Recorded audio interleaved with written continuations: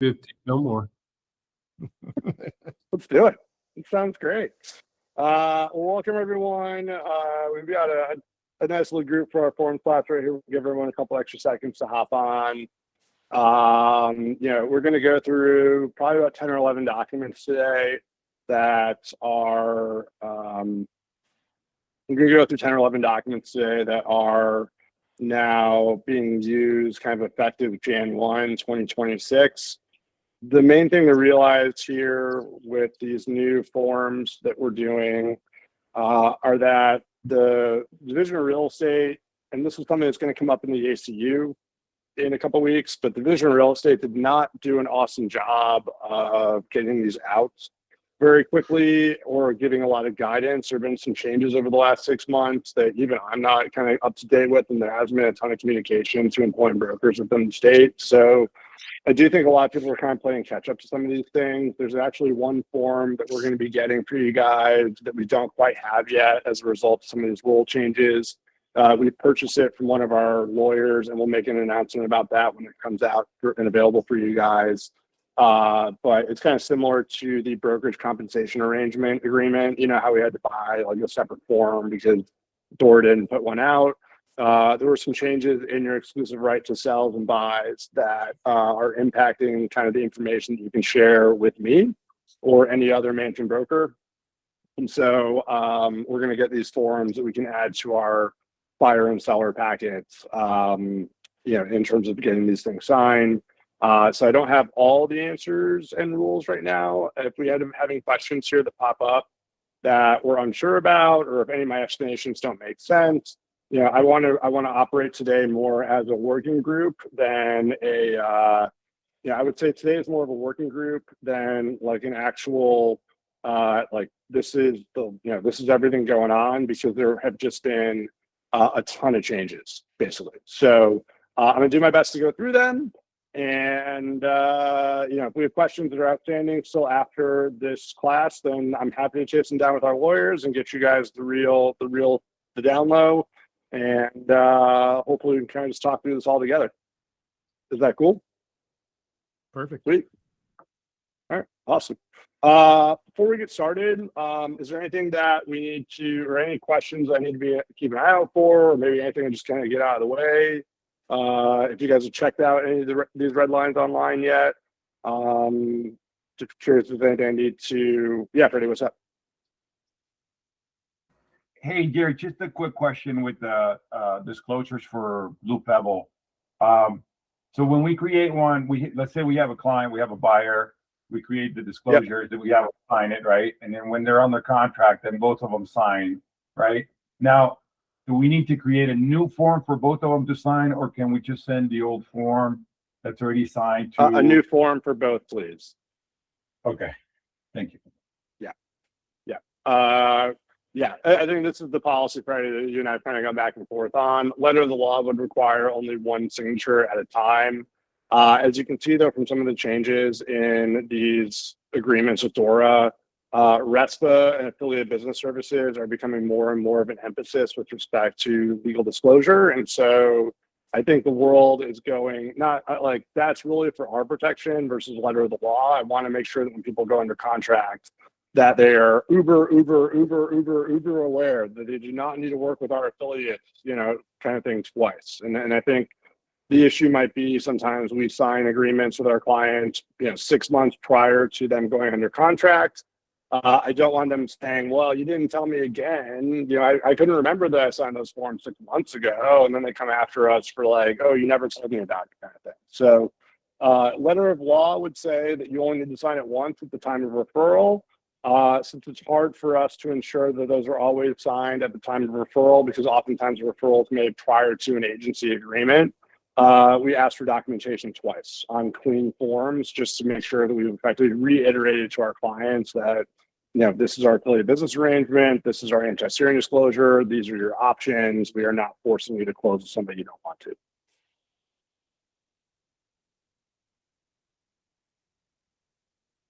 Okay. Cool.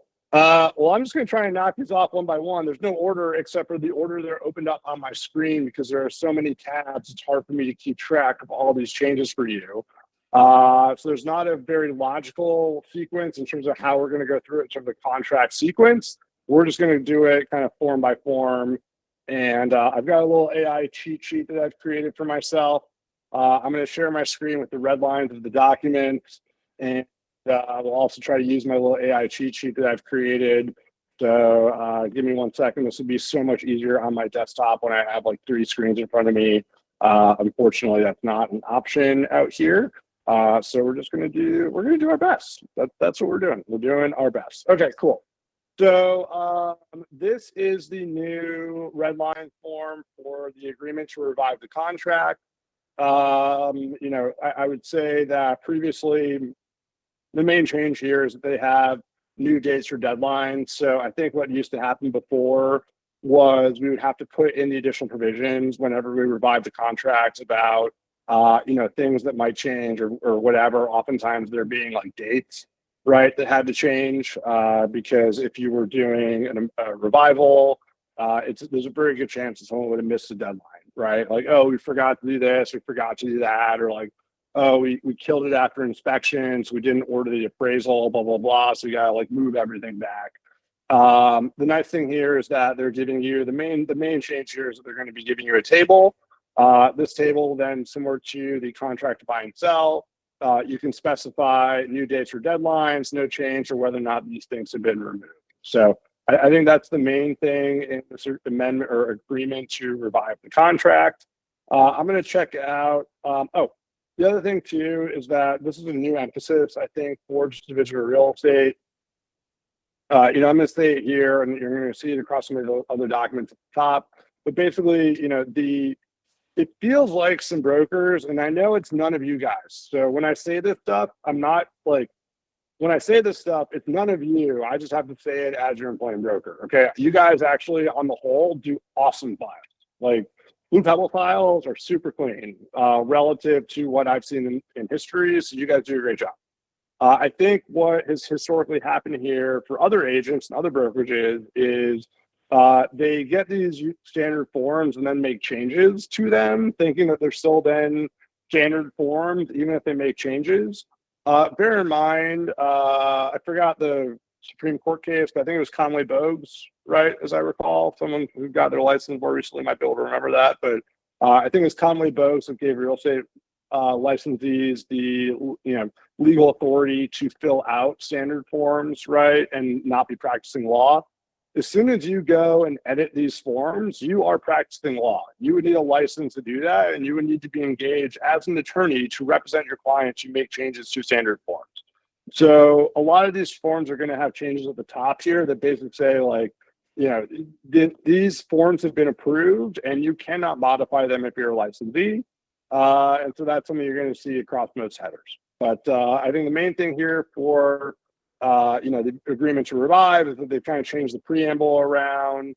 Let's see, dates and deadlines. You know, so there's a new explanatory kind of thing. There's new date table, right? So it makes the amendment of things a little bit easier.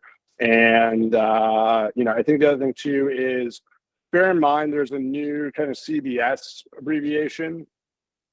So if you look at this agreement to revive, blah, blah, blah, blah, you know, there's a CBS. So up here, all reference column are universal references to the contract buy and sell residential, blah, blah, blah, unless specified in the event section, right? So there's an event section, then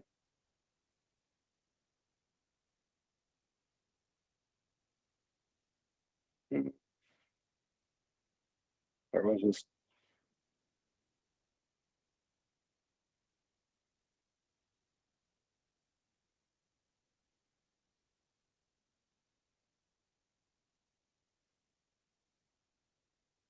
So if you're using, I think the main thing to use here, be mindful of, is that if you're reviving something that's not just a standard residential contract, you need to specify exactly which contract you're reviving. So and you're doing that by the by the what should we call it? This abbreviation, CBS2, CBS3, CBS4, CBS F1. all that kind of stuff. So just make sure that if you are reviving something that's not a contract to buy and sell residential, you're specifying exactly which contract to revive you were kind of mentioning here. So that's the agreement to revive the contract. Noah, I see you have a question. What's going on? Yeah, is this in itself a new document? Because I've never seen an agreement to revive a contract. No. There was the shorter form previously, but basically all it said was that they they agreed to revive the contract. There's no other contract to whatever. It was a very short form, and all other contracts and conditions stay the same with some additional provisions, right? So here, I think they're just making it easier to revive, because normally whenever you revivaled, whatever that is, a contract in the past, you had to typically amend the dates at the same time. So I think the main thing here is it's just amending the dates to look and feel similar to what you would with like an amend extend or something like that. A lot of people used to revive contracts with amend extend. There was specific language you can use to use an amend extend to revive a contract and then extend it out. This to me feels like they kind of sandwiched the two, just given what brokers are doing in terms of practice. Okay, thank you. Hey, Cool. Jared, Uh, real quick, I yeah. know we don't have a lot of time, so we may need another. You're good. So I got so many like examples, like if a buyer or if a seller doesn't sign a contract by the acceptance deadline, 5 p.m., they sign it at 5:05. Do you need an agreement to revive? What do you do in those circumstances when they sign past the deadline? Yeah, I mean, in theory, you don't have an enforceable contract. Kayla, I see you in the room. Would love for you to get your, this is a heads up. I don't think this is relevant for you. This is going to be all residential stuff, nothing MLO related. If you want to hang out, it's totally cool, but I just don't want to waste your time either. So I appreciate your interest, but I don't know this is going to be totally relevant for the MLO side. But Freddie, going back to your question, Freddie, I think if ever, and this is not just a 2026 thing, I think this is just true in general. If ever you have someone sign past the deadline, in theory, that is not an enforceable contract, right? So whether you did a counter proposal or an amendment or agreement to revive, you would need to kind of, in theory, bridge the gap between when that thing was supposed to expire and when someone else got it signed. By the way, that goes for an inspection resolution as well, right? So like if you submit an objection and it signs after the resolution deadline, you would need to revive, right? Because the contract went out of contract. Same with an amend extend. Oh, you got to sign this by 11 o'clock, otherwise we're going to terminate. If that gets signed after, you would in theory need a revival as well at that point in time too. Thank you. Cool. Yeah. It's annoying, but I mean, I think that's just kind of is what it is. That's not changing too much in 2026 here. So, yeah, good. Are we good with this one? Great. All right, closing instructions. Can everyone see my screen, by the way? Yes. The tab with the stuff on it? Yes. Okay, cool. Let me pull up my notes on the closing instructions really quick. This is so fun on my laptop. It's so fun. Okay. All right, cool. The main thing to keep in mind, and by the way, I don't think this is going away, is that the main thing with closing instructions has been this beefed up language around wire fraud and other fraud. So I would encourage everyone, by the way, to check out all these documents. This is not like, I'm trying to give you guys a heads up as to what are the most important things that you need to pull from these documents. We as practitioners of real estate definitely need to do our jobs and diligence and make sure that we're aware of these form changes, aware of the stuff. So if you've not yet reviewed the red lines are currently available on the Division of Real Estate website. Just go into your Google bar, search, Colorado Division of Real Estate, DORA, approved forms. They have a whole list of all the red line forms and all that kind of stuff. So thank you, Nate. Appreciate that one.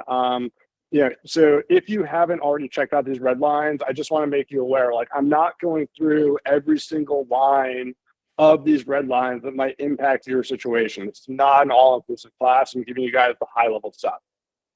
It is your job to go into the division of real estate, check out all these documents, make sure you're aware of all these other changes besides just what I'm telling you.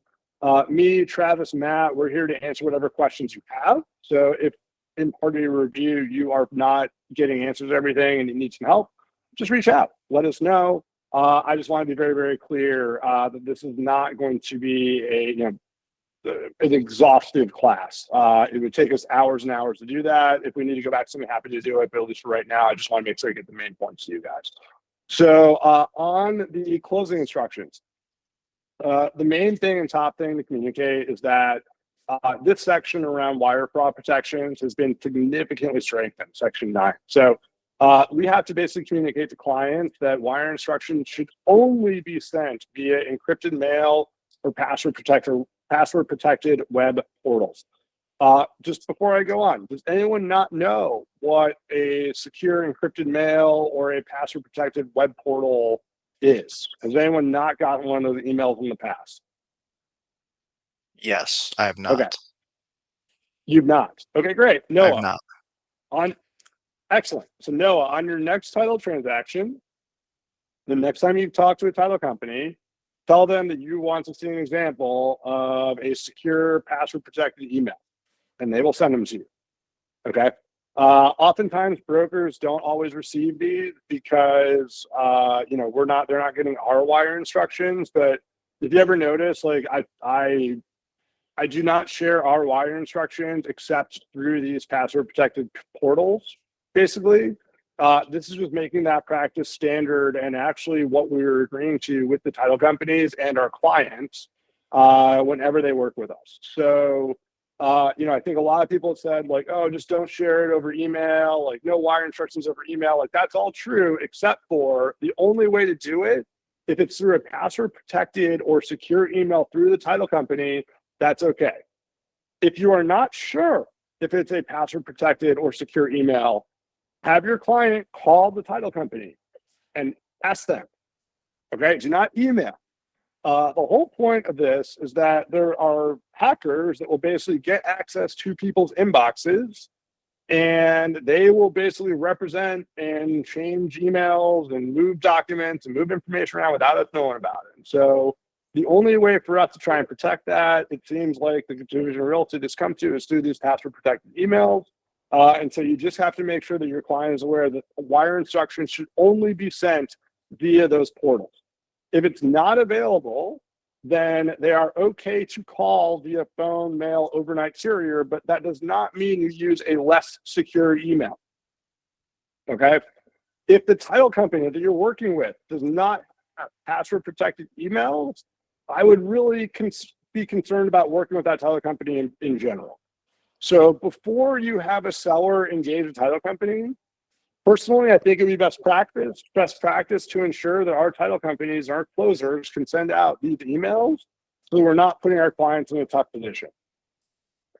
I've never dealt with that with Homestead. I've never dealt with that with Fidelity, our two main title partners at this point. So like, as long as you're kind of sticking with those big guys, I don't think you're gonna have a problem.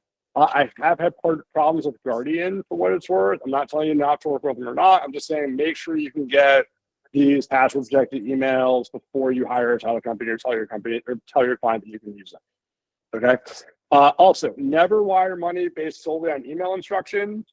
Always call the closer. Always confirm the stuff prior to sending any money. If you are ever unsure about money, you should not send it.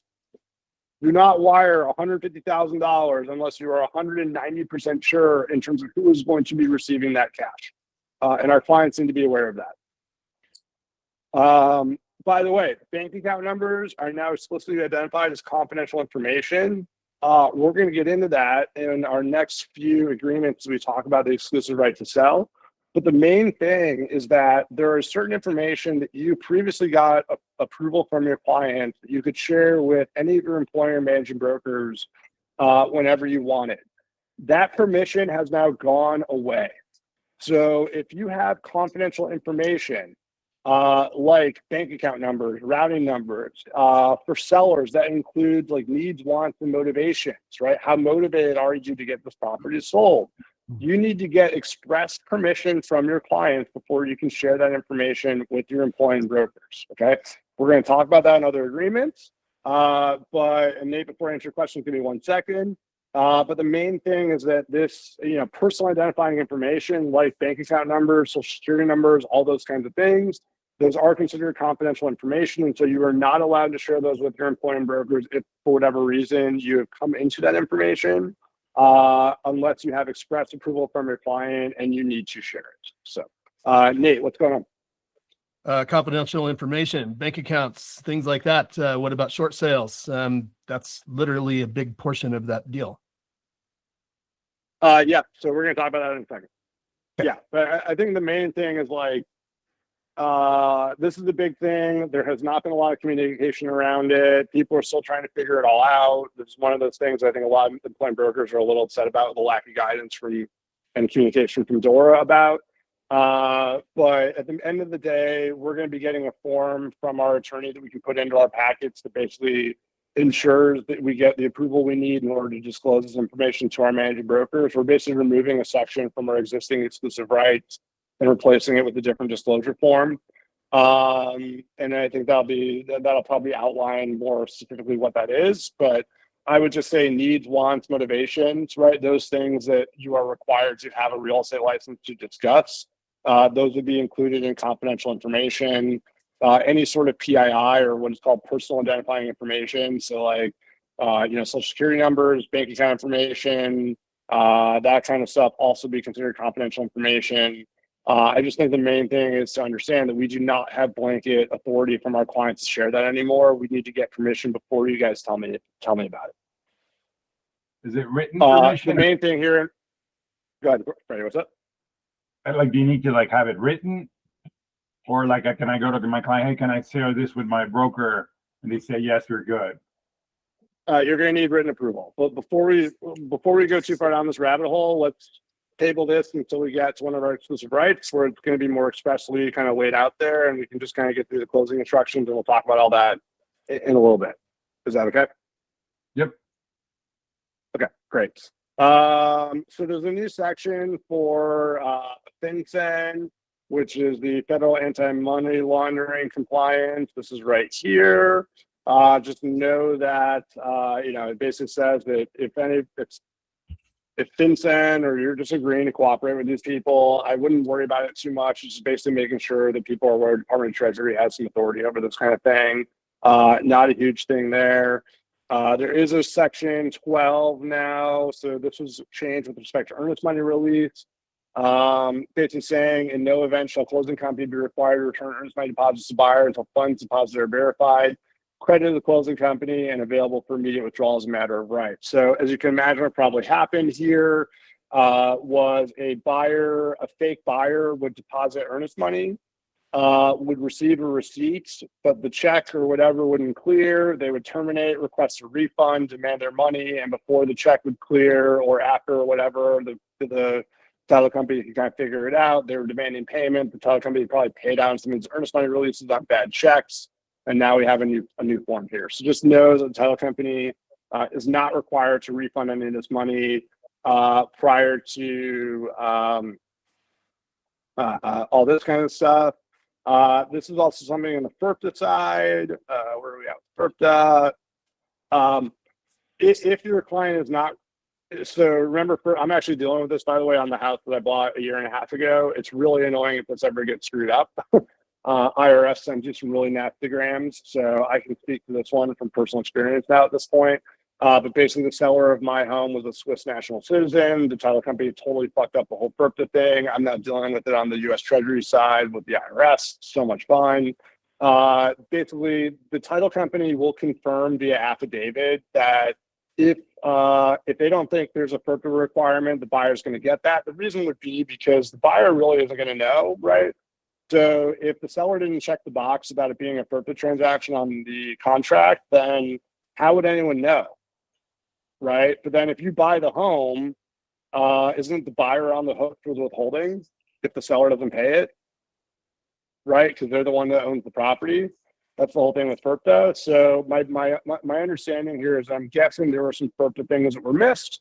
And now the closing company is basically sending an affidavit to the buyer saying we checked it, the seller wasn't disclosure, wasn't required to do it. And then that way, if the buyer wants to come back on the closing company or title company, I'm guessing this makes it a little bit easier for them to go back after them and get some relief if ever they owe FERPTA withholding taxes. Hey, Jared, so just to confirm, there was a lot of talk Yes. there. It is the onus is on the buyer and the buyer's agent to confirm if the seller is FERPTA or not. Yes, the buyer has the liability if a property is closed and Okay. withholding is not withheld. And then now the closing Um, company is saying, they're saying, buyer, you are confirming that you check this out.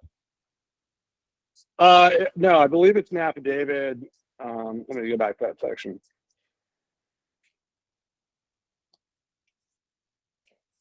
It's basically saying the closing company. My understanding is I haven't seen it yet, Freddie, because I haven't seen one of these yet. But if withholding is not required, closing company agrees to provide the buyer an executed affidavit compliant with FERPTA attesting to this. So I think it's basically saying the title company would have to confirm to the buyer that they did not collect withholding because the transaction was not subject to it. Okay. Either way, though, do your diligence here. Like we don't want to get messed up with FERPTA, and we don't want to deal with like legal compliance of a title company. So I would just say like check out the owner of the property via public record. Call the listing agent before we submit an offer. Confirm that this is a U.S. citizen selling the property, and as long as it is, you don't need to worry about it, and we can move forward. Good Lord. I don't think this changes any of our due diligence checks on the front end, but it just probably gives more security to buyers if mistakes happen as part of the process. What's up, Nate? Oh, I was just thinking, I mean, so like in your situation, did you actually have to withhold 15% of the gross? I required the seller to do it. Otherwise, I wasn't going to close. Okay. Yeah, it's just, Because to me, they it's were- just they were one of those late. things that nobody thinks about, right? I've never asked that. You just assume. And- No, we figured it out. They were really pissed off because they hadn't done their tax work prior to selling the property, and so I required them to withhold more money than they probably needed to. But I also didn't want to be on the hook for the withholding, so I said, if you want to close tomorrow, you're going to keep 50% of your money at the seller company until you figure it out. Okay. Cool. The Yeah. problem was that the title company filed the form with the wrong entity. So instead of filing it with the IRS, they just recorded it with Douglas County. And so the IRS came after me for the money. And I now have the title company writing letters to the IRS saying it wasn't my fault. So that's kind of how that went down. Oh, All now right, you're cool. flagged too, right? So that's great. Oh, now I'm flagged. I have said, yeah. I mean, why not, man? Just flag me for more shit. Let's go. So, game on. All right, cool. Now we're getting to the one that I think is there is a lot of meat on this bone. So we're going to take some time and go through it kind of section by section here. This is the contract to buy and sell. Give me 1 second. Just adjusting my laptop over here.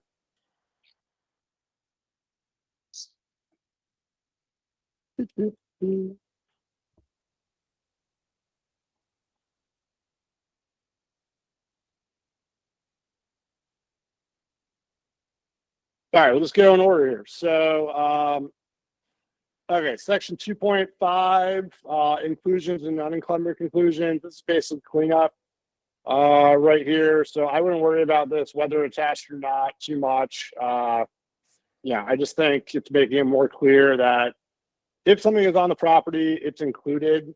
I mean, I don't think that changes too much in terms of 2.5. Same thing I think with 2.54. This is just clean up here. Let's see, 4.3 earnest money. Moving down.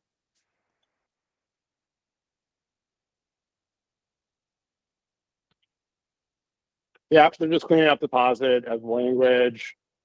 return, deliver, same language there. No major input there. Good funds though is a big change, 4.4.1. They did remove electronic wire, so just wire transfers, funds, certified checks, cashier's check, and real-time or instant payments. So here's an interesting thing that popped up. If your title company now accepts Zelle or Venmo or PayPal, I don't know, well, whatever, this could work kind of thing. You in theory would be allowed to do a Zelle transfer to satisfy your earnest money deposit if you absolutely had to.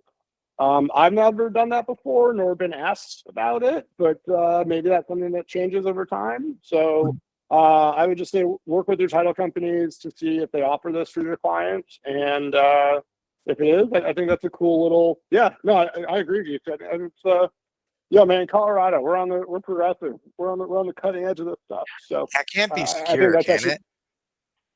what? Is that very secure? What do you mean secure? I mean, if you're fulfilling an earnest money payment via PayPal or Zelle, I don't know. To me, just personally, just kind of talking out loud, that doesn't seem like a very secure method. I mean, it wouldn't be my preference for how I'd want to send over a $5,000 or $10,000 payment, especially if my Zelle limit is like $2,000, or you can do that over like 3 days. Like, I don't know if a title company would accept that, but I mean, maybe I set low limits because no one trusts me. I have no idea. But look, I just think the contract is trying to afford our buyers a better opportunity to get earnest money deposited. So instead of forcing them to like pay transaction fees, taking money out of PayPal and putting it into their checking account and then wiring it over, and yeah, I just think we're trying to be on like ahead of the curve kind of thing. So I think this goes back to, do people actually gonna, or are they really gonna use it? To your point about crypto, Nate, I don't know. I mean, that's probably a title company thing, but like, they're not going to accept Bitcoin if you're agreeing to put dollars down on earnest money deposit. They would probably accept dollars converted from a Bitcoin wallet, right? But like, this is all, I would just say, questions for title companies. So if you have a buyer who's asking about it, I think the main thing was, prior to this revision, it wasn't really allowed. Now it is. Until at least we can pursue the path of trying to figure it out. That would be the main thing for me here. Cool. All right, sweet. The change on 4.7, seller financing, that was just cleaning up here. Seller has to deliver the documents, blah, blah, blah, that's fine. Let's see, no other real changes. Let me kind of get down to my own thing. 8.4, contract to buy and sell, moving down.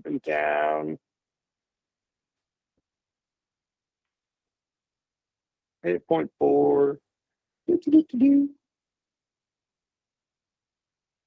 Oh, they intentionally deleted that again. Whatever. Moving down. Okay, this is the big one, section 10. The seller's property disclosure. So here's the main thing that everyone needs to know with respect to the seller's property disclosure. So one, if you have a transaction that the seller's property disclosure was filled out in 2025, but it's closing in 2026, you need to get a new SPD. You cannot close a transaction in 2026 with an SPD that was filled out in 2025 form. I do apologize for not making that clear to everyone who's closing a transaction prior to today in 2026. So for those of you who I rejected your SPDs, I'll own that one. Thank you for getting, what? He means it. Yeah, he is I not have joking, rejected my them. friend. This is the main thing on the ACU. So, you know, I gotta like put my CE training to use. So, I did make a couple announcements about it. So, I guess I wasn't clear enough, but I think going forward, no more excuses, because now we have this training, and all of our great agents are up to speed.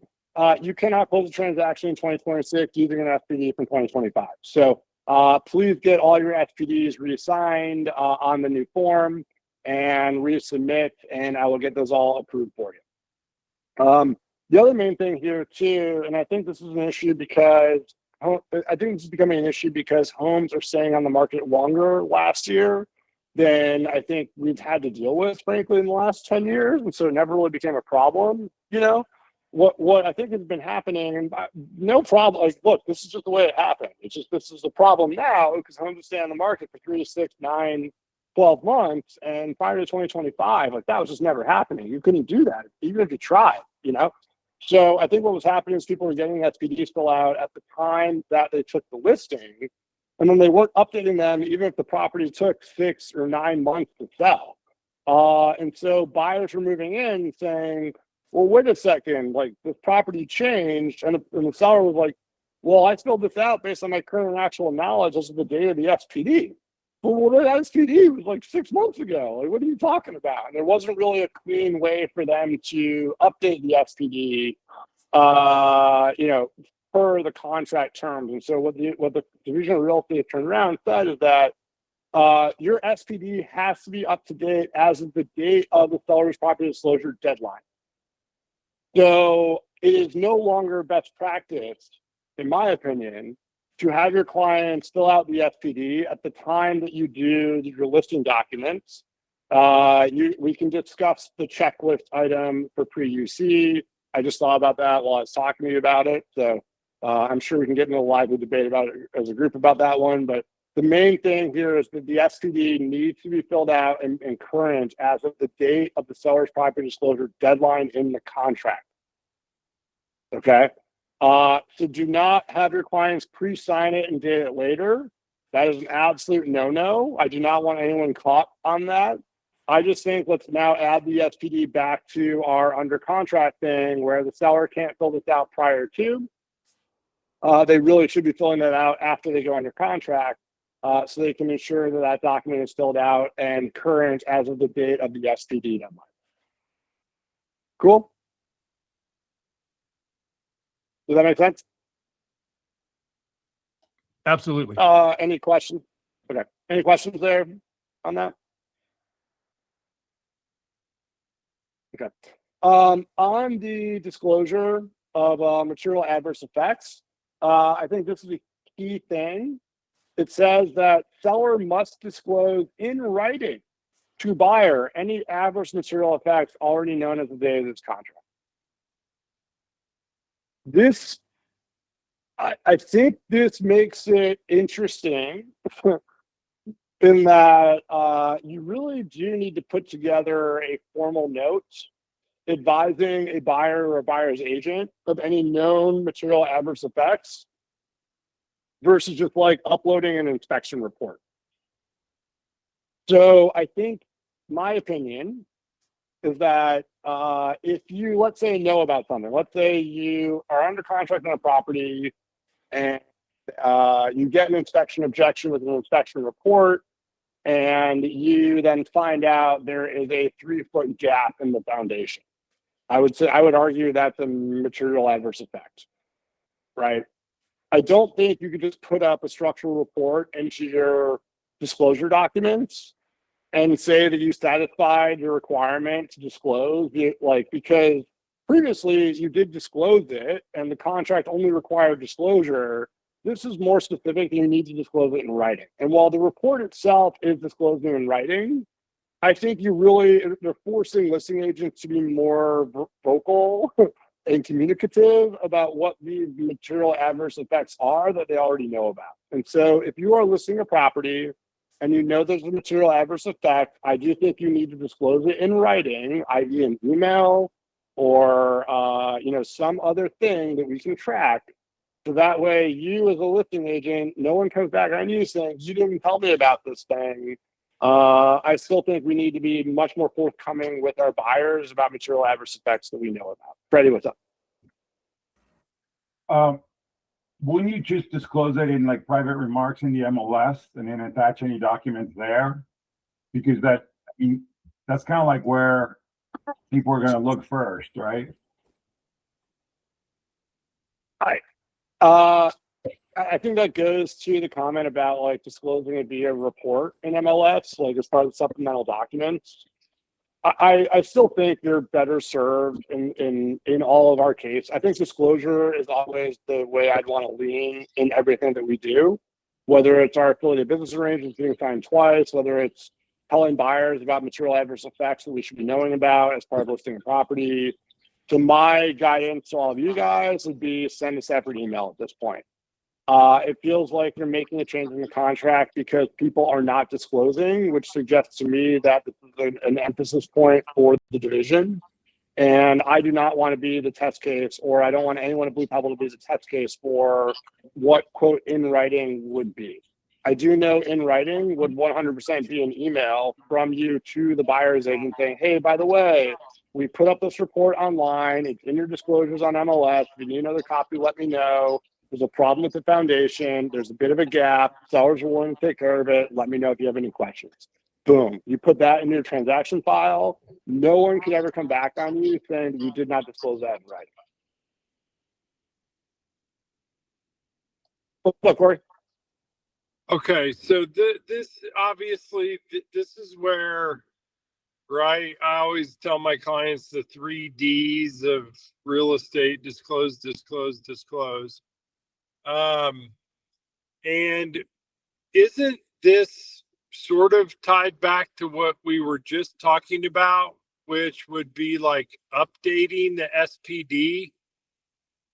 And because you became aware of something, and making sure that it's up to date with, because obviously that's a question on the seller's property disclosure.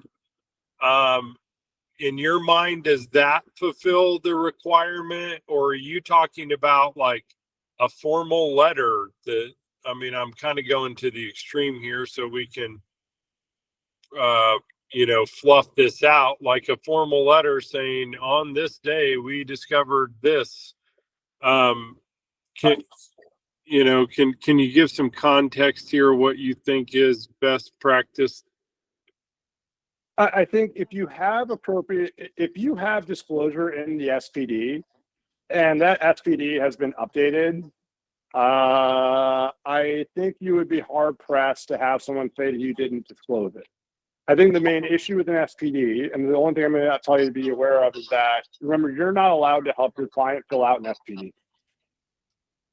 That they have to do it based on their current actual knowledge as of the date of the SPD and that deadline, right? So if you review the SPD and you know there's a material problem that they kind of glossed over, I do think that instead of encouraging them to edit the SPD, because we're not really allowed to tell them what to say, I do think at that point it would be our job to supplement the SPD with some additional writing if we know that our client didn't properly disclose the material adverse effect that we know exists, kind of thing. It might be one of those things like if you figure it out, I'm trying to think of an example, Corey, like, I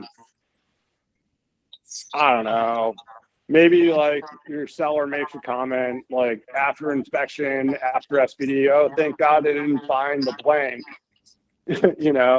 I would definitely tell you guys to put that in a different, like a letter kind of thing. But I think to your point, if you find a property, inspect it, terminate it, re-inspect it, redo the SPD, in theory, that should be on there. If it's not, then I would argue you should supplement it.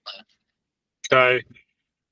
Yeah, I mean, obviously we have a responsibility to do that. Now, I want to ask just a little bit, kind of a couple more questions, if I may, here, so I can like draw some lines in the sand from your perspective. So, you get, you're through an inspection. Clients never had any issues with the roof.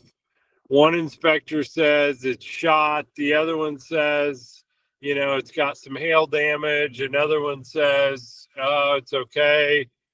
Like you get these conflicting reports. Freddie and I had this debate, like, do we update the seller's property disclosure to reflect this? And I'm like, well, the seller's property disclosure is pretty clear. It asks you to answer a question if you have ever had a problem with fill in the blank. And, in this case, my clients didn't have any problem with the roof. There was no issue. We got 3 different opinions on it. They're going to get probably a 4th opinion on it. kind of what do you do in that situation where it's like, you know, an inspector, you get 20 inspection reports, you're going to get 20 different opinions. What do you recommend? I mean, roofs are the big thing now, right? And it's so subject because you got certain companies that are coming out, oh, let's replace it, it needs it, and other guys that are like, it's fine, it's not going to leak for 30 years, let's move on. So can you help give some context around that, please? Yeah, I think our practice, at least on my team, has always been that if ever we receive inspection reports as part of a transaction, we just send them all over or make them all available on MLS. So I think if you're having conflicting reports around materiality, I don't see any problem with going back to the 3Ds of disclosure. I just think you can disclose in different ways, right? And say, hey, just to let you know, we had a roofing guy come out. We had a few roofing guys come out. Seems like there's a difference of opinion here. Just want to send you all the different quotes, kind of thing. I don't think you would be disservice doing that, but I leave it to you guys. I think the main thing is just understand. And I think, and by the way, going back to kind of that SPD, I don't recall if the roof is, have you ever had the problem, or if you have current knowledge of a problem. I don't remember which one it is. But I would say there is a differentiation there in your SPD. Like some items are, are there any current problems? And you would obviously say no if you don't know about them. Versus if you've ever had a problem, and let's say just because a roofer says your roof is shot, doesn't mean that like you've had a problem with your roof. They just say it needs to be replaced, and I think we all know those guys that would just tell you that anyway. If you just send all 3 quotes, I don't think you're going to ever have someone say you didn't disclose it. Okay, and here's my last question, and thanks for entertaining this here. The last question is, definition according to the Division of Real Estate, adverse material defect. I mean, obviously, you get an inspector's opinion. They say, well, the furnace is 10 years old. It's nearing the end of its expectancy. That's not an adverse material defect, right? The furnace is leaking, gas into the furnace room is a adverse material defect. Can you kind of give some black and white there in terms of definition from your interpretation from the Division of Real Estate? That's a great question. I'm asking Claude right now how I would, how I would define this, because I guess in my head I've always kind of had. All right, so I think there's going to be a little bit of gray here, Sure. But because it also depends on like the value of the property, if you let's say I'm just using rough numbers here, right? Let's say you had a $10,000 furnace and AC repair on a $200,000 home versus that same $10,000 repair on a $4 million home. I would argue the $10,000 repair on the $200,000 home is much more material than a $10,000 repair on a $4 million home, kind of thing. And so part of this is going to go to like how big of an adverse effect, material adverse effect, is it relative to the purchase, kind of thing. The way I would normally think about it, and this isn't going to answer your question for us, so I do apologize for not giving you too much black and white here, but I think there's a difference between a leaky faucet and a water heater that doesn't work. So if you know the water heater doesn't work, if you know a major system is non-functional or is in need of immediate repair, then I would argue that's a material adverse effect. Like if you know something needs to be fixed, if you know that it's like more than 1 or 2% of the value of the property and it's a problem, or if there's a major system like electrical, plumbing, structural systems, mechanical like HVAC, roof. If you know there are problems where these systems are not functioning, then I would also argue that's material adverse effect. But I know I'm just using the words to define the word for you. So if you have other questions, shoot me a text. I'm happy to help you out. I mean, I think that makes sense, and I'm kind of like putting it in context for others on this call, as they navigate this. And this is where we see the most people get in trouble. And so I think it's really important. And as you mentioned, we have a duty to, oversight. If our clients are ever trying to hide anything, it's really important that we understand what an adverse material defect is and what is not, so that if we detect one, that we are not drug into any type of issue that can happen down the road. 100%. And if ever the question, put it in writing, because the contract requires it being in writing now. You can't just say, oh, we had this conversation about it, don't you remember? In 2025, that would have been okay. In 2026, that's no longer allowed. So, this is where I come into play. Travis and Matt as well, who are going to be taking more of an active role this year on some of the employment broker stuff this year. So, we're always available for you guys, the three of us. If you ever have questions, and that also includes anyone else that comes on board with their employment license in the future. What's up, Nate?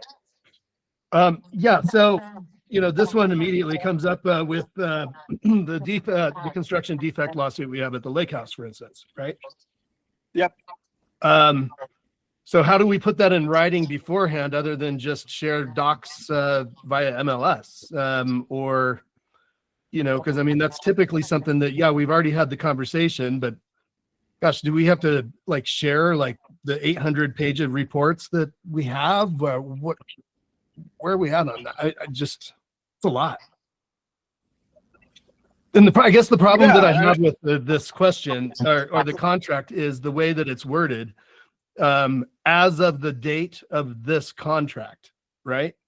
Because we've already disclosed all of this, but we might not have disclosed it in actual writing saying, hey, don't forget to check out this, this, and this because of this, this, and that, right? Well, so, I mean, if you have the most up-to-date information shared via disclosure on MLS, then I think a simple note from you to the listing or the buyer's agent, be like, hey, just want to give you a heads up. I'm sure you're all already aware.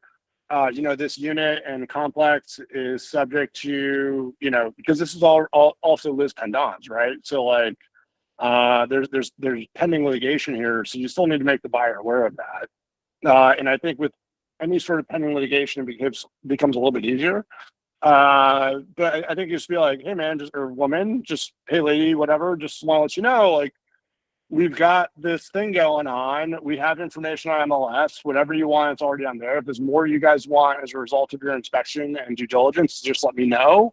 I just want to document in writing that I've disclosed this to you and you're aware. I mean, look, it is annoying.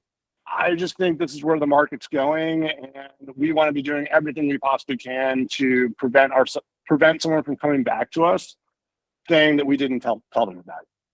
Yeah, it's I guess where I'm at on it, the part that makes it a little more confusing is it's more due diligence before the due diligence, right? Which is okay, but it's a step that has never ever really it's been there, but it's never been mandated really, right? And now it is. And so that's the twist, I think. I think it's always been to me, this isn't a major change in how I would operate. So I don't think this is really changing. I'm not trying to get you guys freaked out about changing anything major. I just think the fact that they're expressly saying this needs to be in writing puts greater emphasis on the fact that disclosure needs to be clear and in writing to the other part. So I can see go ahead. Yeah, my point to that though, Jared, was that the way that it's written was the facts actually known by sellers as of the date of this contract, and then the seller's property disclosure isn't required to give it isn't required to be in their hands until their deadline, which is clearly going to be after the date of this contract. Right. So if you knew about the pending litigation as the date of the contract, I think once you go under contract or prior to, you just need to have an email from me, the listing agent, say, hey, by the way, like, you know, this may or may not come out in the seller's property disclosure, but like, want to let you know about this lease pendants because it's a material adverse impact, and you know, like this is something you need to know about. And then obviously the seller property disclosure is going to come out maybe a day or two later and either reaffirm that or not be included, depending on what this material adverse effect is that you're trying to disclose. You know, so I to me, the only thing I'm just saying as a total CYA is have everything on NLS in your private remarks, in your document disclosures. That doesn't change anything about the way that I think we've all been doing this the right way in the past. The only thing I'm also suggesting, just as like word to the wise, is you should probably just send another email saying, hey, by the way, I want you to know this is all on there, so that if you close the deal, the agent be like, well, I didn't know that I didn't know, I didn't check. Like, you just don't want to get that. And so then you send one quick email saying, hey, you know, inspection report, it shows a crack in the sewer line. Just want to let you know about it. Let me know if you have any questions. Like, it's on there. I just think that's the one extra step that I think would be better based on the changes in writing that I'm seeing in the document.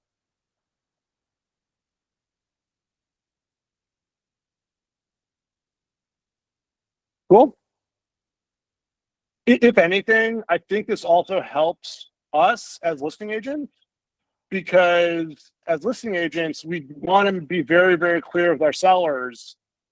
Like, if you accept this contract and we find a problem, we are required to disclose this in writing to the next buyer as of the date of the contract. And I think some clients like don't know that, like, or they think we can play games with that, in my experience. And so I think that having this expressly saying in writing gives us ammunition as listing agents to get our clients in line before they go under contract and try to dick around with inspection.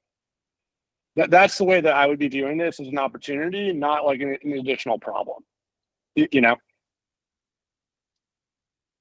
Well, we don't have to tell them about that, right? Like, no, you do. It's in the contract. If you don't, like, we're both in trouble, kind of thing. You know, and I think that hope maybe helps us get more deals closed here, first time around.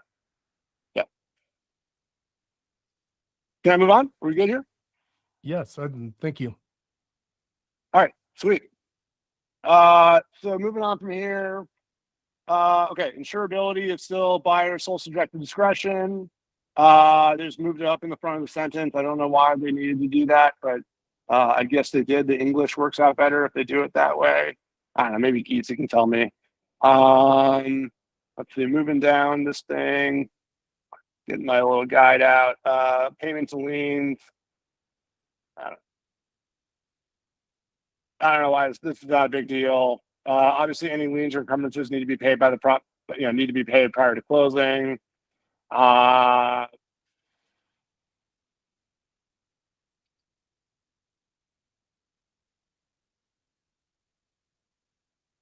guess, you know, or actual valuation. There's just a timing thing around mill levy and stuff. I don't think it matters too much, but if you guys ever have a discrepancy between like an actual valuation versus assessed valuation that's not properly considered, just let me know here. Going down.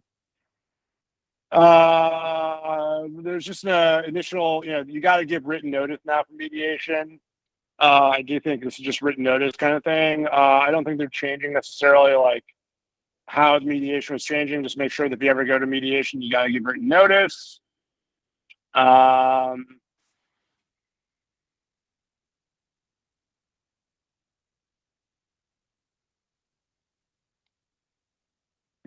I think that's all I got. Cool. Any questions on the contract to buy and sell? Nope. All right, let's go on to the next one. Okay, exclusive right to buy. All right, jump down. So here is this language that section 5, the former section 5.3 that everyone needs to be aware of here as it relates to the contract to buy and sell. Sorry, the exclusive right to buy. My apologies. So let me pull up my notes.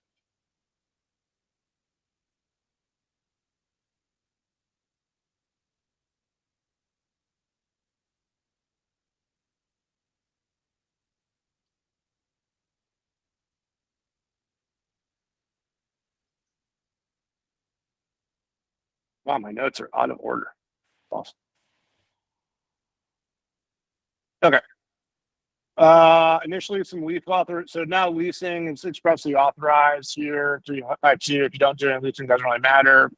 The main change here is section 5.3. So as you can see, they deleted the entire section, which was previously buyer consents to broker's disclosure of buyer's confidential information for purpose of property supervision, blah, blah, blah, blah, blah, blah.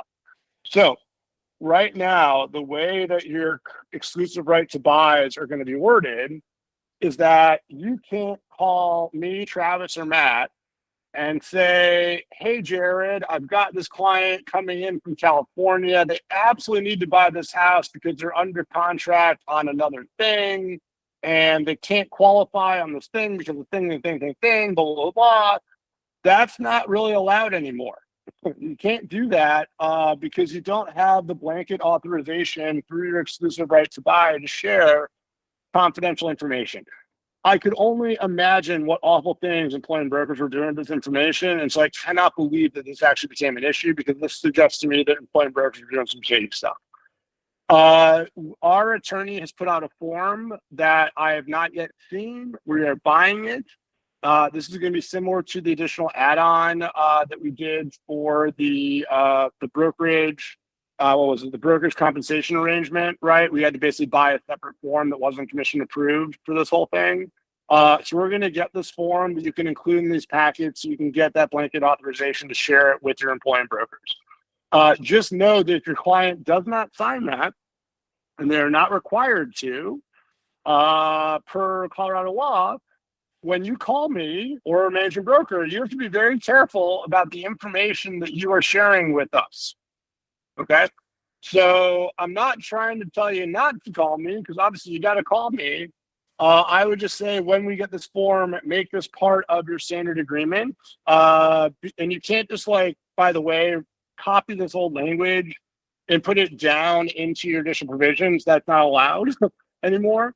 So we're going to get you a separate form that you would have to use in order to get proper authorization to disclose this information. So give me a couple days. I'm working on this for you. I will get you a new form.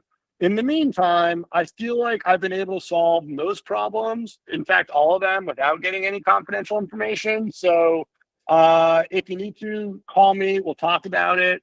But I think the main thing here is that, and by the way, different brokerages do this differently and all that kind of stuff. But at the end of the day, you guys are not employees of Blue Pebble Homes, right? You guys are independent contractors of Blue Pebble Homes. And so disclosing to an agent who is a contractor is not the same as disclosing to the entity that they're contracting with. That's different than if you were an employee at Vanna, let's say. All of our MLOs are employees right now.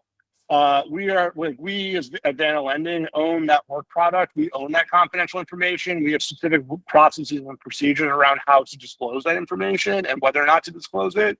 That does not necessarily exist at Blue Pebble Homes because you guys are contractors. So I think this hits to the point of information being shared between affiliated but not common control entities. And so just know that you guys are individual businesses. You are the designated agent. Therefore, you are the only one that's allowed to know this confidential information without the express authorization on the form that we're going to send you guys in the next week or two. Okay? If you don't need to talk to me about the deal, it never matters. This really only comes up if you have a problem and we need to talk about it. I would just say, let's put this form as part of our standard stuff. It's not going to be a required document because our clients don't have to sign it, but this is the main thing. We got to know what's confidential, what's not. So I would say needs, wants, motivation, and financing. Right? I think those are the four things we talk about in our license that you need to be able to have a real estate license for. So they need this. They really, really want this. they're doing this because of this, or they can qualify or not qualify because of that. Those things I would say are treated as confidential. And until we get the express authorization form in the next week or two, let's just keep that between ourselves. I'm pretty sure we can solve most of the problems without that. Any questions on that? That's kind of a big point. So, and I would say that if we're concerned about this thing, call me first. Let's not be sending any emails that could get subpoenaed, you know? And let's definitely not talk about confidential client information on recorded or transcribed Zooms or anything like that, you know? So I would say if there are any questions or whatever, call me first. And then we can figure out how and whatever we need to do to create the paper trail that we need to create. Okay? Cool. Give me 1 second. Keep going.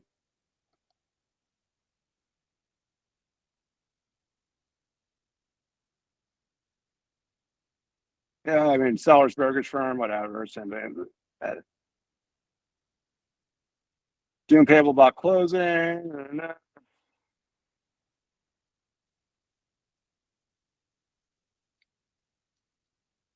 By the way, it's just a default here. So, you know, check the box one or another.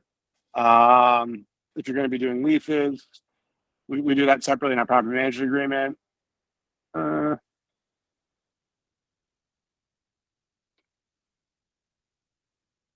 Okay. This owners association thing is a pretty big deal. You're basically just saying that, like, I think this is kind of nonsensical, but hey, I guess you guys, you know, these are all happen as a result of something happening, right? So, the buyer just saying that if they're going to buy a home in an HOA, they're going to be part of it. You can't buy a home and not join the HOA that it's part of. I guess that was a problem. But I do think that there's additional diligence, right? So buyer, you know, additional buyer beware. So, like, you know, check completeness, verify all this stuff. You know, that's important. I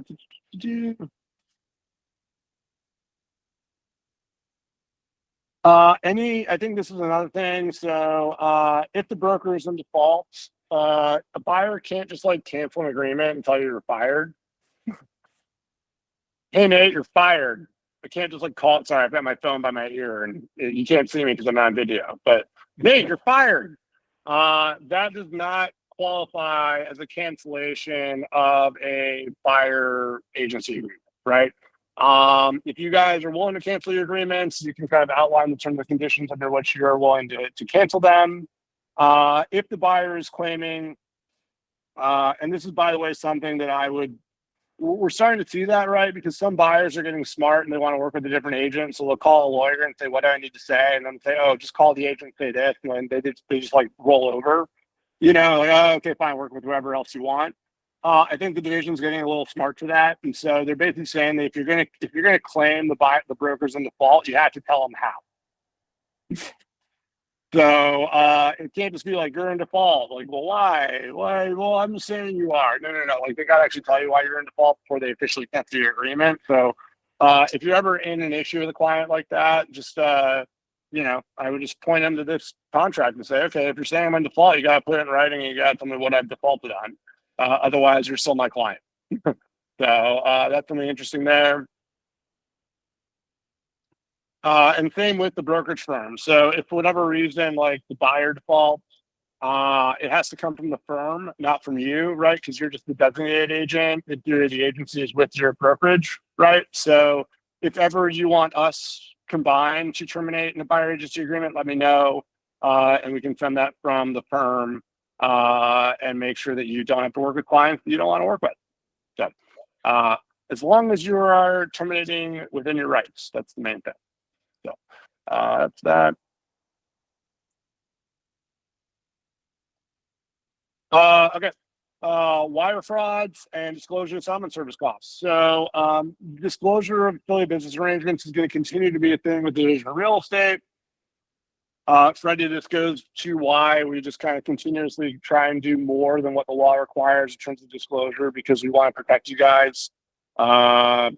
Corey looks really good in green, not so much in orange. So we want to keep Corey in green and blue, not orange jumpsuits. But we are basically, disclosing in section 16 now that the broker can't require the buyer to use certain settlement service providers. By the way, this is consistent with all of our disclosures. We always say this. So, this is great. We're fully supportive of this language. We have it multiple times throughout all of our documents. So, no issues here for Blue Pebble agents. You guys already know this. Section 17 goes to wire fraud. So, this is just going to the main thing. So, if you're supplying confidential information, social security numbers, banking numbers, like where you're going to be getting funds, it's got to be through a secure manner, right? Wire instructions only be sent to closing company via encrypted emails or encrypted web portals that require end user authentication, right? It's not available, delivered by hand, telephone, mail, but not reply to an email or call a phone number that you don't know. Okay. So I think this goes for everyone. I've deleted the Blue Pebble Homes wire instructions from our Google Drive. So no agent has access to our wire instructions anymore. If you have them, please delete them. We're changing them. But we are going to take care of all your wire instructions for you. Those will also only be sent through, at least the Blue Pebble wire instructions will also only be sent through secure portals. But I think that's just something that there's too much wire fraud out there, and divisions trying to make everyone aware that this should only be sent via secure portal with end user authentication. Jared, so what are the steps then? Do we tell the closer to call you guys? Have the closer send me a secure email. Okay. Yeah. I think all title companies should be doing this now. So if you want me to send wire instructions or someone doesn't have BPH on file, just have them send me a secure email. I'll make sure we get them updated.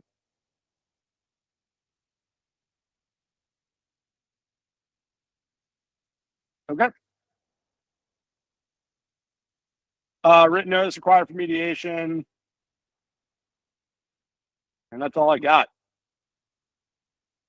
Any other questions on the exclusive right to buy?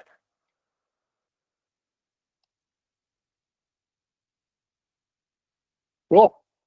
Ranking through, guys. This is great. Exclusive right to sell. One quick question, Yeah, Jared, if you don't mind. Please. Well, on when we're talking about right to cancel, broker in default, buyer in default, do we have a specific stance at Blue Pebble? Like, hey, let's just not ruffle any feathers. Let's just agree to just separate, kind of thing. I mean, is that typically what we do if in those events? I mean, usually if it's just, hey, we just don't like you, kind of thing. The buyer just does not like you. Nate, when have you ever known me to care about ruffling feathers? Okay, I withdraw. No, I think, look, Blue Pebble is here to defend our agents. Yeah. Right. So we're here to support you guys, nothing else. Our clients are great and we value our clients. And at the end of the day, you're my first client, your clients are my second clients. Right. So you're my partners, they're not. So I would say, I've had moments over the last 2 years where I've defended our agents and said, no, you guys can't freaking cancel this thing. I don't care that you have another agent you like better. So-and-so's been doing work for you for the last 6 months and you signed a year-long agreement. If you buy a house in the next 6 months, we're not releasing you. I've definitely had that conversation, right? On the other hand, I've had brokers tell me that, hey man, not worth it. Just want to let it go. All right, cool. I mean, this is up to you, So I am here. Matt is here. Travis is here.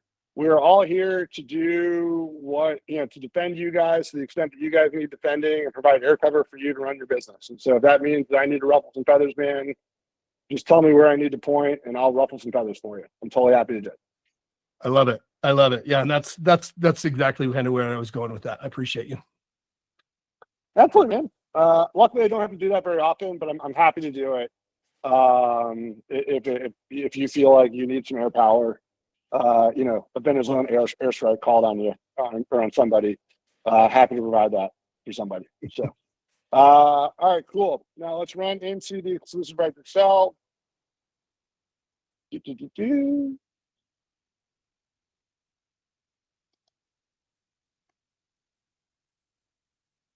Okay. Going through.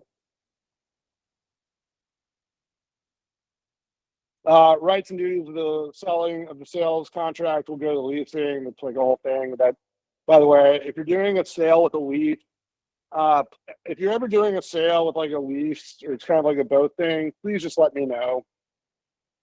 I would like, just let me know. If you're not used to doing leasing, I just want to make sure you have the resources and all that kind of stuff. And so if you're ever dealing with a contract, you might need to lease, you can't sell it, or you're dealing with a dual thing, let me know. Happy to help you out through it. 5.3, similar to the exclusive right to buy, that was also deleted, right? So confidential information as it relates to a seller. This is a little bit different, but also the same theme, right? Oh, hey, my seller's willing to take 550 instead of 575, or like they really need to move because they're under contract to buy a new build in a few months, or blah, blah, blah, blah, blah. That's all confidential information now. So unless you have this new form that we're getting, and I'm going to get it to you in the next week or two, unless you have this new form, you can't just automatically disclose that to me or any of your employing brokers. If you have any questions about that, please let me know. I do think this is interesting, by the way. Fill out your boxes, or at least know what your boxes mean if you don't fill them out. So if you don't check the box so basically, if you're not checking any boxes to the discount, if you're not checking boxes to get consent to disclose prospective buyers to other buyers, then it automatically assumes you don't have consent. So if you do want to be able to tell other buyers that you have offers on the property, you got to make sure you have that box checked. Now, you can't leave it blank. Okay.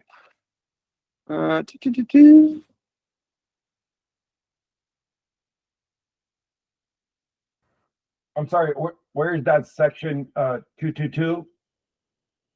5.8 now. Ah, Right here, 5.8. And what is the best practice on that, just as a general coverage for most listings? I like the ability to disclose, because I think you're always benefited by telling a buyer, yeah, we've got some offers coming in. You should bet. Like, I always think creating scarcity is better than not. So if I had to default to one or the other, I would always say, give me the right to disclose. I don't have to. We can decide how we want to play that. But like, if you don't give me the right, then I can't say we do, even if we do and we want to. Gotcha. Or you would need to get like an amendment, basically saying, you can disclose in this one instance, but why we want to do that, like just get it in the front end would be my argument. So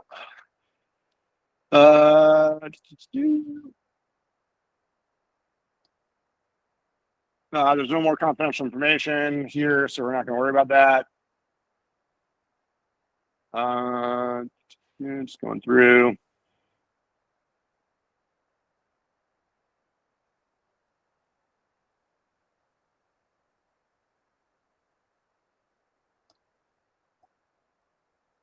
Just a little change in the title language. Bear in mind, like how you do title is really negotiated as part of the offer, right? So it's kind of shielding that, or it's kind of moving that down. You are making you're basically creating additional disclosure from the seller about whether or not they're located within a common interest community or HOA.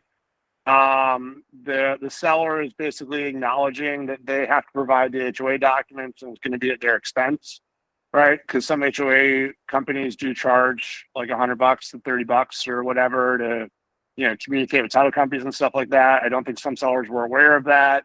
They weren't aware of like record change fees and those kinds of things. So I think we're just trying to do a better job of disclosing to our sellers that, this is going to happen.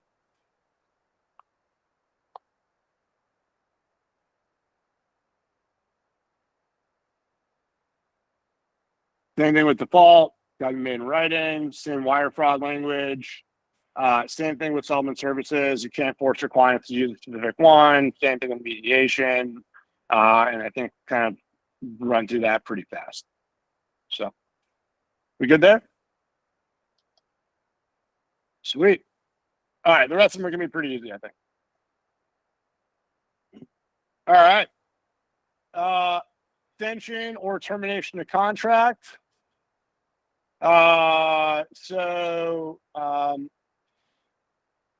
not normally seen this form before. Normally we do this in a notice to terminate or an agreement to amend, extend the contract, but here's a form that I was not aware of previously, but hey, we're good with it.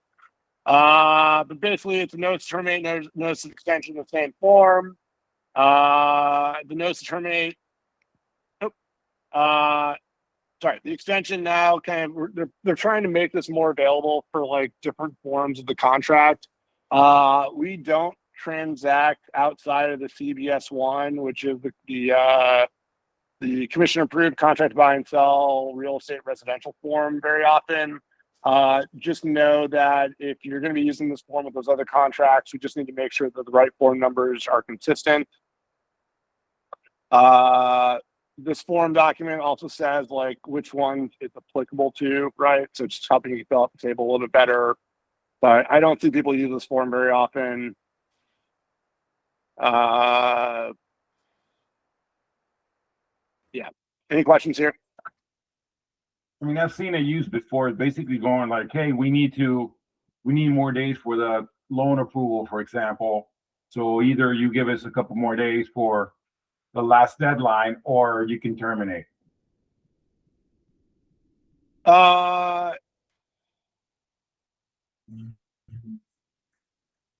Yeah.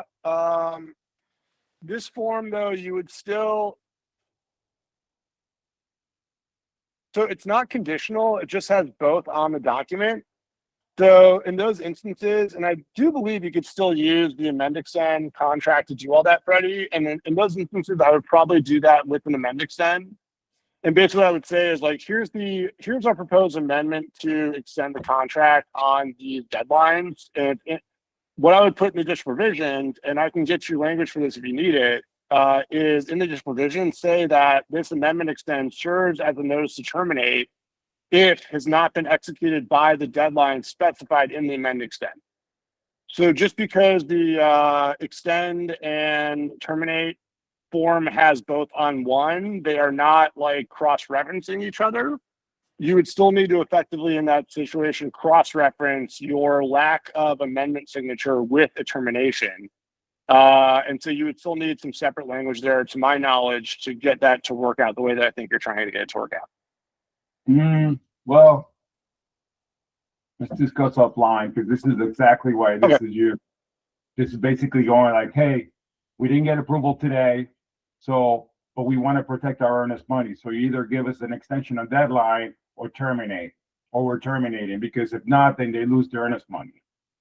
So that's kind of like the last minute thing where they're like, hey, the loan hasn't been approved. This is an example. And you're like, well, we're closing tomorrow.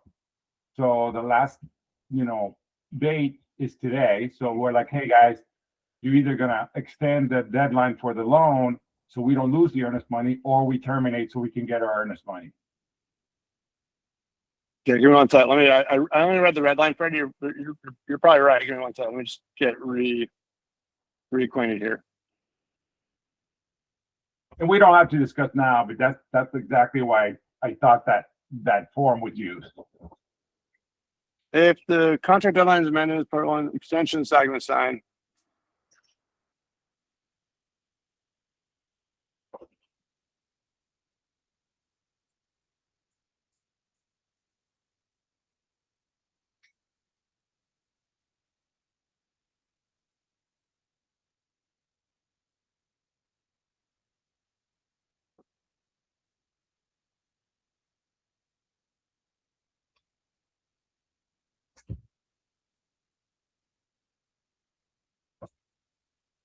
Yeah, no, Freddie, you're right. Sorry about that.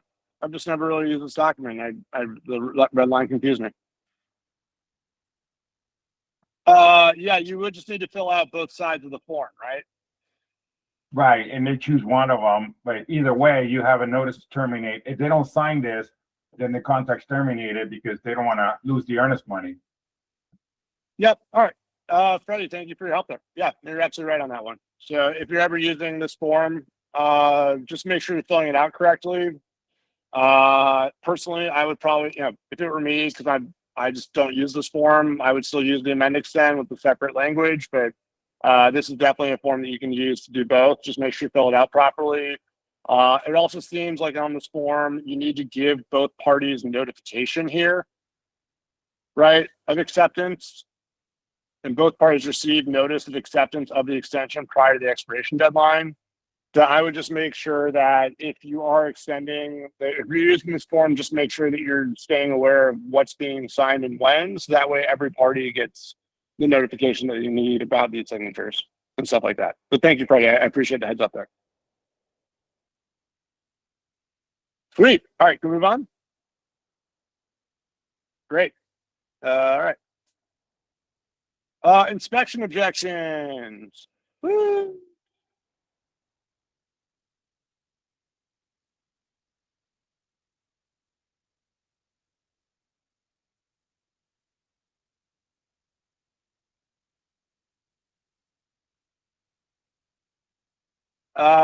Really not a major thing. What notes do I have here?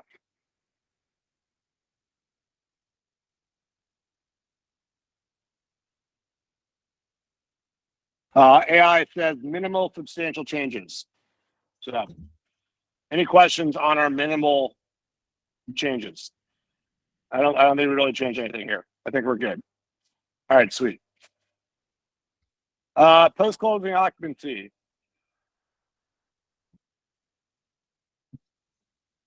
Get here on my notes.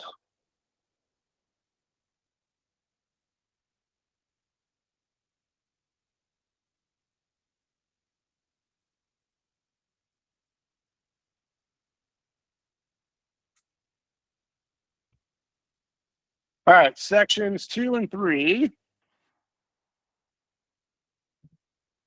So I think this is important because I think these documents are probably being abused a little bit. Sorry, guys, give me 1 second. It just got very dark here, and I need to turn on some lights. My eyes are about to be.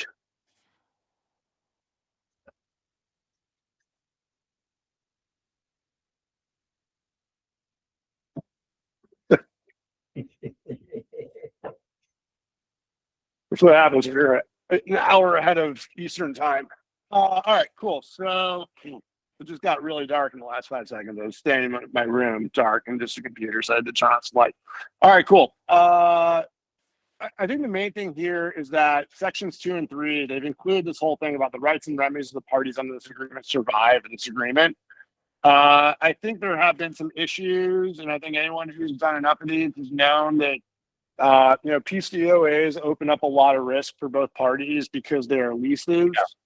And so, if something happens to the property after closing, before someone moves out, or after someone moves out but someone owned it, these are leases. So things get tricky when things happen to properties or people as part of a lease. That's why property management is a totally separate business line for us, right? So I think the first comment I just have is, just because if there is a form for a PCOA, it doesn't mean it's any less complicated in terms of managing a lease. Like, you are effectively becoming you're not a property manager, it's very clear, but your client has a lease with the other party, and leases are sticky versus contracts sometimes. So we just need to respect the form and the relationship or the arrangement that it's creating.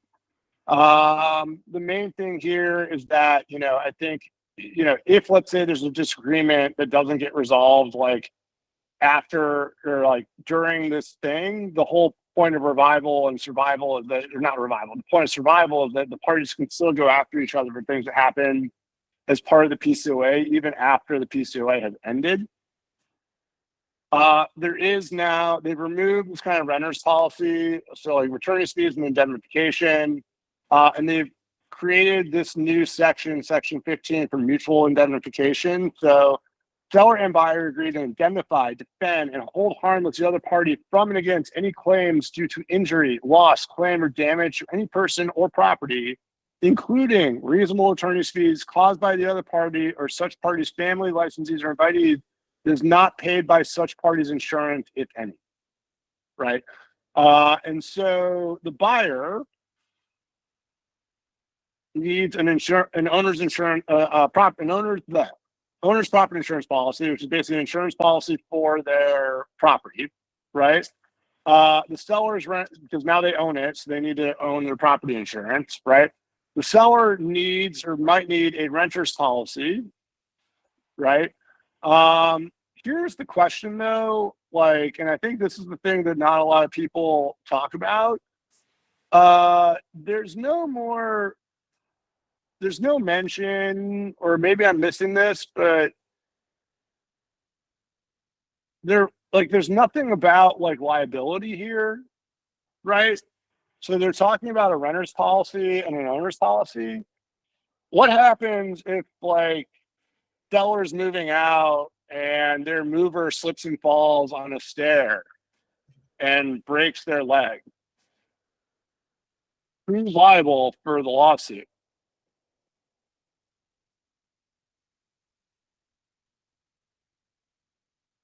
So seller retained the property.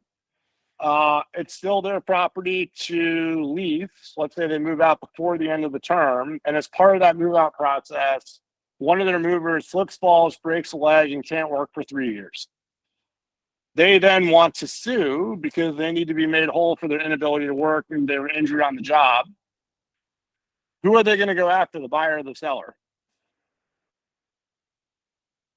Well, the seller's insurance, owner's insurance is done. So I would think they have to go to the new seller, the new owner, because the seller, Yeah. the new buyer, right? Because the tenant now just has renter's insurance, which I'm not sure would cover, liability, physical harm or something. I think it would cover more just the house for any, Correct. And so, yeah, no, I think you're absolutely right, Freddie. And so here's the thing that I think is kind of crazy. And I think this is why now maybe having some insurance here, liability insurance, is an important part of our clients having PCLAs, right?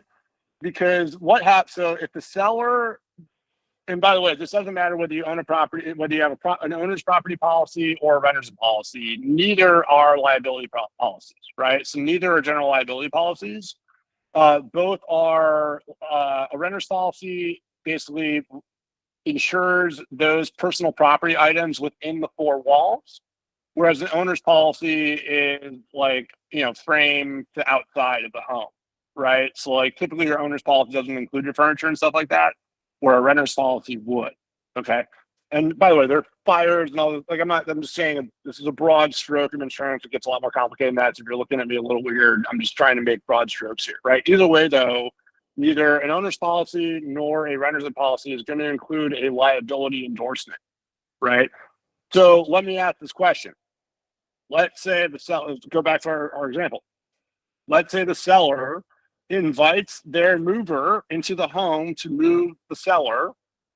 That person trips and falls and goes after the buyer because the buyer is the one that owns the property, right? What has the seller agreed to do via this mutual indemnification? The buyer didn't know the seller's mover was going to be there. So the seller agrees to indemnify the buyer from any claims due to injury, loss, including attorney's fees caused by that other party or their invitee that was not paid by the party's insurance. So if I'm selling a home,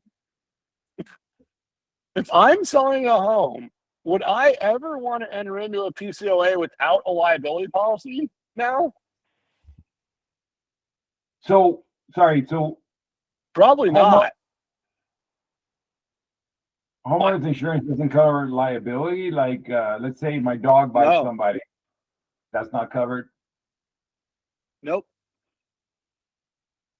And by the way, the seller was doing it before, but now there's a mutual indemnification. So like, I just think this is like creating more awareness around umbrella policies. You can get like a $5 million umbrella. You can get like $1 million umbrella policy for like less than $100. And so if I think we need to be having conversations with our clients, and by the way, this is on both sides now. So as previously, remember, this is under the seller's obligation. Now it's the buyer's obligation as well. Because like, what happens if I'm trying to think? What happens if the buyer is doing work to the exterior of the property while the seller is still living there, and the seller trips and falls and breaks their leg on the garden hose that their landscaper was using, and the seller would go after the buyer, right? Isn't the buyer then have to indemnify the seller as well? So I just think umbrella policies are going to be super important. So if you're buying a property and you're getting a PCOA, if you're selling a property and getting a PCOA, I think our firm stance is get an umbrella policy, at least for the duration. By the way, everyone should have an umbrella. They cost less than $100 a year for like a bunch of coverage, and everyone will give them to you. So like, if you don't have an umbrella policy and you're on this call your insurance guy. I have some people for you. Go get an umbrella policy, number one. Number two, I do think it's our obligation as agents to be telling our clients to be looking into these policies, because now with this mutual indemnification, if something happens on a property, the tendency of people is to sue everyone. And if you don't have liability insurance, you could be on the hook for some stuff.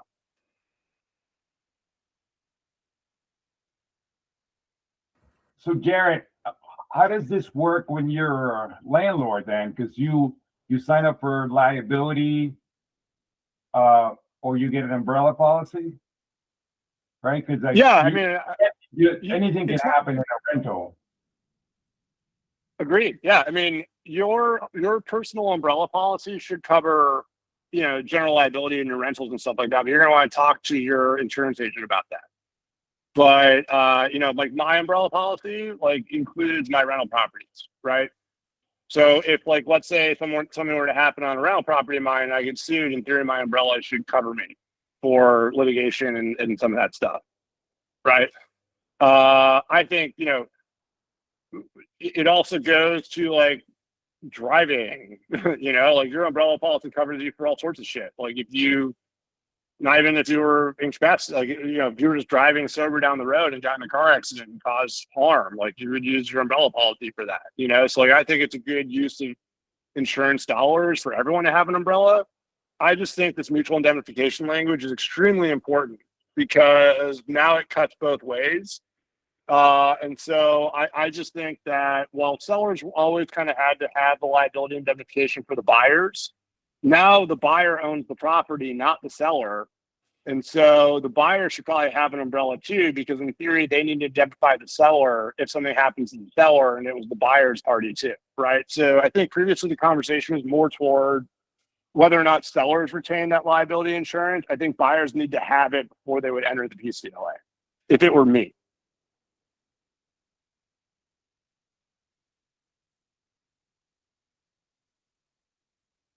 Cool.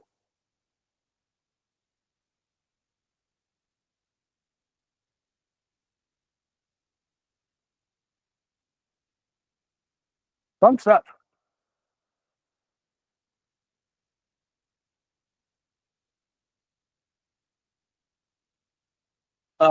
Seller authorization for association documents. You got to outline the fee. That's pretty much it. Seller's property disclosure. So Garrett, as of the date signed with the seller.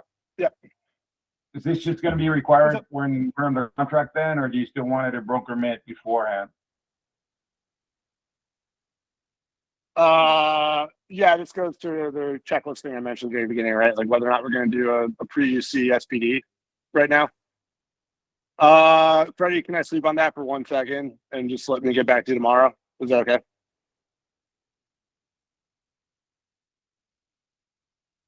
Is that cool? Thumbs up with that. Can I get back to you tomorrow? Thumbs up. Okay, cool. Thank you. Yeah. All right. I'm leaning toward not Freddie, but just before I make that official, let me just sleep on that and make sure it feels good. Okay. All right. So SPD, this is gonna be our last one, by the way. So you guys have suffered through 2 hours of these things. I do think there's a pretty big change, small but big enough changes. So if it requires to complete the SPD, it must be fully completed with the seller's current actual knowledge as of the date of the property disclosure deadline in the contract. Any changes must be disclosed. If there's a new one after completing, you must disclose in writing. And so it's kind of just making it consistent with now the contract that, this is going to be disclosed and dated as of the date of the contract, right? Seller and buyer understand it's not a warranty or guarantee. Property inspection service may be purchased and are advisable. The SPD is not intended to substitute for inspection. Buyers are encouraged to obtain their own professional inspections. That's good language. Date completed by the seller, whether or not they're occupying, if they're not going to occupying, the last known date. What was happening when the property wasn't occupied by the seller. Keep going down.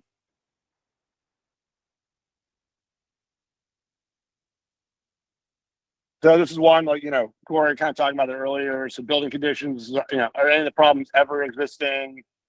Let's see, his roof on here. A damage due to hail. Yeah, I mean, that would be kind of, if you knew there was damage on a roof, even if there wasn't anymore, you'd still have to disclose that. The roof is now ever in the following on the property. Okay, not age, material, warranty, ever existing.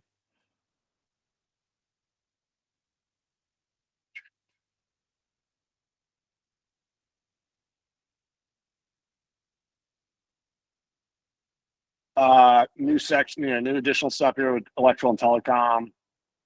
Moved it up. More stuff. Just scrolling through. Just so much additional information.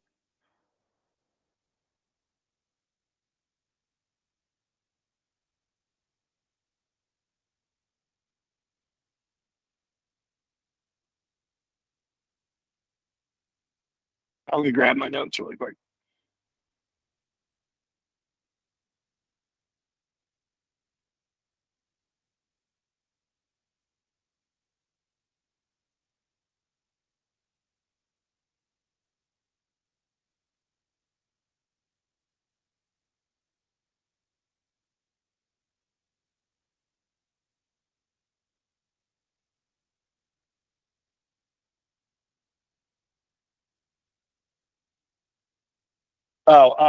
Sewer scope stuff was significantly expanded. So where's that section? Source of water is still here.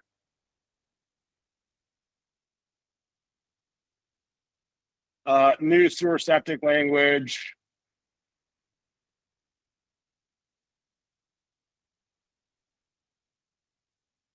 New metro districts. Does everyone know what a metro district is, by the way? Do we need to review that on this call? You good? The work of it. Which everybody knows, otherwise it's really important. I'll review it if you don't mind. So a metro district is a special taxing authority. They're typically set up by developers when they're developing new properties as a way to get public financing for their infrastructure projects. Corey, what are you cooking, man? Are you cooking something? Oh, buddy. What you got? Oh, dude. that looks so good right now. Hell yeah, dude. A life in the Anyway, corner. Life of the carnivore. that's so awesome. Wow, that looks awesome. I'm getting like fried fish for the last week. I'm seeing these giant red steaks. I can't wait to get back to Colorado. All right, cool. So, Metro District. You're seeing it a lot now, and you're seeing it a lot more frequently in the last 10 years, ever since real estate prices have gone absolutely bonkers, as well as construction costs. And so, Metro districts are private financing districts that are set up by developers. And the way they work is the Metro district will typically be applied to a certain series of homes. Not all of them, but if you're within the Metro district, you're typically going to be paying into it, or at least paying it off. The Metro district will raise financing from the public, i.e. they will get money in the form of bonds. They'll sell those bonds to get cash. They'll take that cash and then invest it into roads, sidewalks, schools, telephone lines, fiber optic cables, all the infrastructure that you would need to build on the stuff. Then they'll build their homes, they'll sell off the homes, and the Metro district will charge a mill levy on top of your county's property taxes that are specifically there to then go back to pay the bond holders for the money that they've lent to these developments, right? Metro districts are what's causing a lot of the variability in what people perceive to be property taxes in Colorado right now. They are not expressly like county property taxes, but they are property taxes because if you're in a Metro district, and basically what's happening is you're living on new infrastructure, and that new infrastructure was paid by somebody, and you got to pay them back. And so your property taxes are going to go up if you live in a Metro district. Some people, I think you would be hard pressed to know if you did not live in one. So if there's ever a question about whether or not you live in one, that should be relatively easy for you to figure out. But just know that, I think this is something that we as listing agents need to be aware of, is whether or not the homes we're selling are in a Metro district, because if they are, and our client did not disclose that they're a part of one, that is absolutely something that we would want to correct in their disclosure, because I do think I could argue that's material adverse, not adverse, but as a material piece of information that we want to get right in our transactions. So, Nate, what's up? Yeah, I had this conversation with, I think it was my brother, but it was a drunken conversation. But nonetheless, his question was, are these mill levies and these special taxing districts retroactive to existing homes in an area?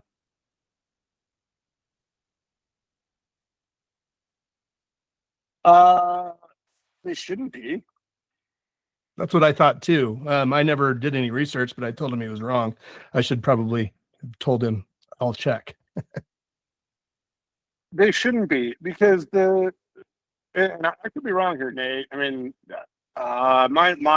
we were involved in Metro districts in my old private equity firm, and then some of the guys that we were working on some commercial developments before I kind of got full residential 9 years ago. But normally those Metro districts are formed prior to shovels going in the ground, and so they would not be impacting unless the surrounding communities like voted or agreed through some sort of like county board to participate. So like I could see an example where, like, let's say a developer is working on development and they might want to partner up with other municipalities to either upgrade infrastructure, tack onto it, whatever.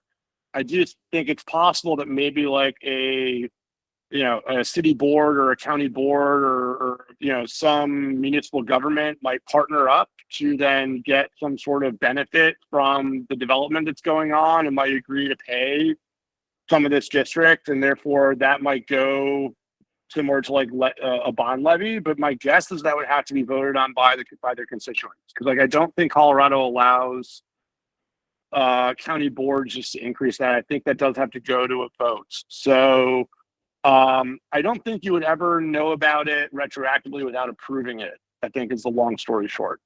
Okay. or someone approving it on your behalf. But at least either way, it would probably have to be approved. Yeah. But you can't buy a property that's in a metro district and say, no, I don't want to pay that money. I'm good. The metro district is going to go with the property. So similar to what you've agreed with your clients around, if you're in an HOA and you buy a house in an HOA, you have to be in the HOA. Metro districts are the same. You can't opt out of the metro district. It doesn't really work that way. Perfect. Cool. Nate, by the way, construction defect litigation is now part of your SPD, right? Over here. Any Love it. litigation, negligent, so, that might solve that problem right there. And then other stuff. So I think the main thing with the SPD, right, is that the SPD needs to be dated and current as of the date of the deadline in the contract. It cannot be 6 months old from when we signed our listing agreement. Yeah, but back to that part, on the contract to buy and sell, it says that all of these things have to be brought up in writing as of the date of this contract, not the dates on the contract, right? There's a distinction there, isn't there? I think you would be afforded a few days to fill out an SPD. Okay. So like,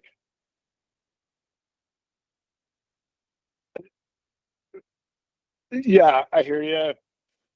By the way, Dave, like some of these types of issues, the commission will solve in like a year or two. I hear you that like on one hand, we need to be disclosing this stuff as of the day of the contract, but then the seller needs to fill out an SPD as of the SPD deadline.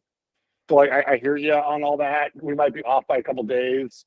I would just say, well, we should probably disclose everything as soon as we can. And if it's not going to pop up on the SPD, make sure, disclose it if you separately, if it's not going to pop up.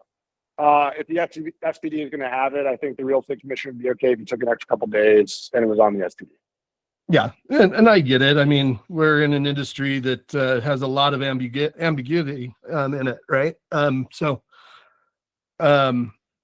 Just really comes down to disclose. If you have a question, the answer is usually yes, right? So I think that's a good way to do disclosure, for sure. So, well, hey guys, that is 2 hours of Colorado approved form redline and practice. So you guys have gotten the lion's share of the information that we need. This is my final disclaimer. Please make sure you go back and review these documents on the GRE website. These are there for you. There are more documents that we didn't cover. So if you do the contract to buy and sell a commercial, like a lot of these changes apply across, commercial, residential, land, whatever. I'm just kind of showing the residential ones because they're the ones that we do the most. And if you guys do other documents, just be aware that there are other changes that are out there floating around too. So I'll get this onto YouTube and therefore Sterling as quickly as possible. We'll cover a lot of this stuff in the 2026 ACU as well. And also bear in mind, they did change the rules for the 2026 ACU. So you do have to take it on the front half of the year. This year, we can no longer issue 2026 ACUs in November and December. And so we'll make sure that we are all compliant within the first 6 months of the year. So with that, guys, thank you for your time. And I hope to see you live in Colorado the next time I talk to all y'all. So have a good one. Bravo. Fly safe, man. All right. Thanks, guys. Talk to you soon. Thank you. Later, y'all.